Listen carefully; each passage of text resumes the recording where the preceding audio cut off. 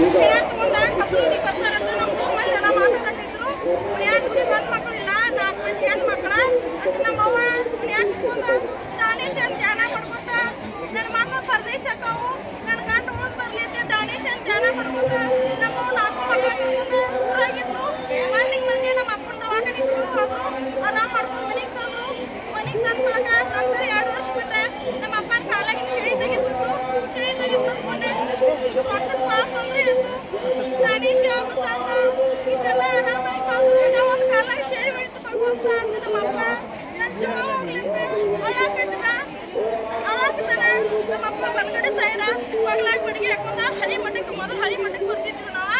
ಬಲಗಡೆ ಸೈಡ್ ಬಗ್ಲಾಗ ಬಡಿಗೆ ಹಾಕೊಂಡ ಮಠಕ್ಕೆ ಬಂದ ಕೂಡಲೇ 2 ಲೈನ್ ಆಗಿ ಭಕ್ತರು ಅಪ್ಪನ ದರ್ಶನಕ್ಕೆ ಬರ್ತಿದ್ರು.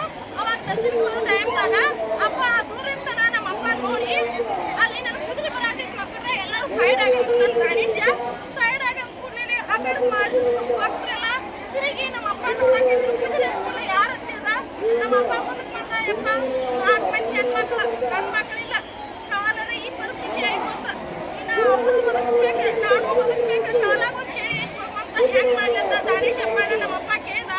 ಮಗನ ಅಂಜಬೇಡ, ನಿನ್ನ ಜೀವಕ್ಕೆ ಏನು ಅಪ್ಪ ಆಗಿಲ್ಲ, ಅವ್ನು 4 ಹೆಣ್ಮಕ್ಳ ಇನ್ನೂ ಅಲ್ಲ ನಾನು ಅಂತ ನನ್ನ ಭಗವಂತ ನಮ್ಮಪ್ಪಾಗ ಹೇಳಿದ್ರ. ಹೇಳಿದ ಕೂಡಲೇ ಈಗ ಏನು ಮಾಡ್ಬೇಕು ಹೇಳಂತ ದಾನೇಶಪ್ಪ ನಮ್ಮಪ್ಪನ ಕೇಳೋಣ.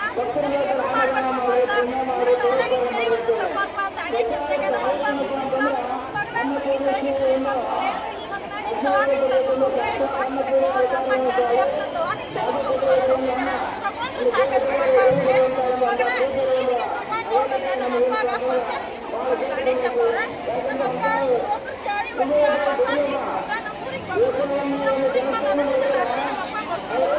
ರಾತ್ರಿ 12 ಗಂಟೆ ಆಗಿತ್ತು.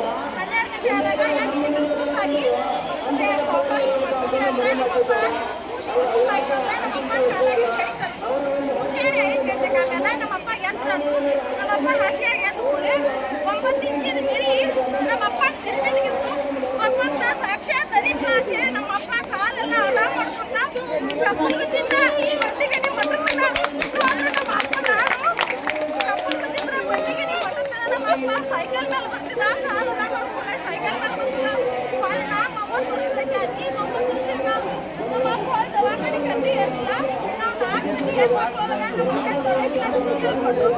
2ನೇದಕ್ಕೆ ಯಾಕಂದ್ರೆ ಇಲ್ಲ ಸೈದಾಪುರ ಸಮೀಪ ಸಂಗಾರೆಡ್ಡಿಗೆ ಹೋಗ್ರು. 3ನೇದಕ್ಕೆ ನಮ್ಮ ಸಂಗಾರೆಡ್ಡಿಗೆ ಕೊಟ್ಟರು. ಮತ್ತು ವಾಪಸ್ ನಾವು ಸಂಗಾರೆಡ್ಡಿಗೆ ಹೋಗ್ರು. ನಮ್ಮಪ್ಪ 3 ಮಂದಿ ಮಕ್ಕಳನ್ನ ನೋಡೋದಕ್ಕೆ ಹೇಳಿ 1 ವರ್ಷ